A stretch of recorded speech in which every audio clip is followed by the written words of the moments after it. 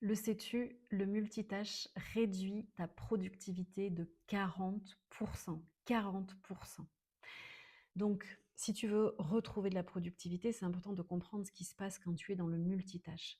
Notre cerveau, dans son fonctionnement, il n'est pas multitâche. Il a un fonctionnement tâche par tâche et il a besoin d'aller jusqu'au bout de chaque tâche. Évidemment, dans notre quotidien, dans le pro, tu l'as remarqué, tu es tout le temps sollicité en permanence, même dans ton perso, en famille, si tu as des enfants par exemple.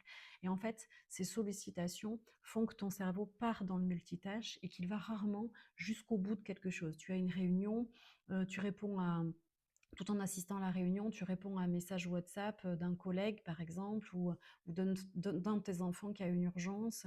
En même temps, tu sais qu'il faut que tu finisses un rapport et tu es déjà en train d'y penser parce que c'est ce que tu vas faire après. Donc, tu n'es pas vraiment non plus à ta réunion. Finalement, tu es dans rien à fond, enfin, ou tu es dans tout. Enfin, tu perds en concentration parce que ce multitâche-là, tu te disperses. Ce qui se passe aussi d'un point de vue physiologique, c'est qu'il y a un réel déséquilibre au niveau de notre cerveau. Les connexions neuronales se font moins parce qu'il y a une surconsommation de dopamine, parce qu'il y a une libération de glutamate. Résultat des courses, tes neurones se fatiguent parce que les connexions neuronales se font moins facilement. Tes neurones se fatiguent, ça crée donc une fatigue mentale qui va avoir des conséquences sur ta physiologie. Donc, pour compenser cette fatigue mentale, tu vas produire beaucoup de cortisol, mais le cortisol va fatiguer ton corps.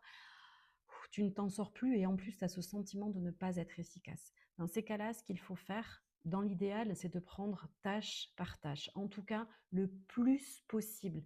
Tu prends tâche par tâche et tu essayes d'aller jusqu'au bout. Et pour une récupération physiologique, mentale, émotionnelle, pour pouvoir à nouveau gagner en concentration et en efficacité, tu vas faire un exercice de respiration. Tu t'assieds les deux pieds bien ancrés sur le sol, tu t'installes confortablement.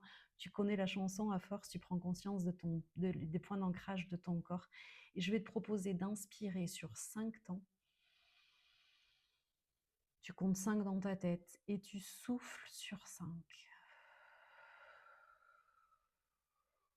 Tu inspires sur 5 temps et tu souffles sur 5. Et pendant que tu fais ça plusieurs fois, tu prends conscience du trajet de l'air qui rentre par ton nez, qui sort par ta bouche, qui rentre par ton nez, qui sort par ta bouche.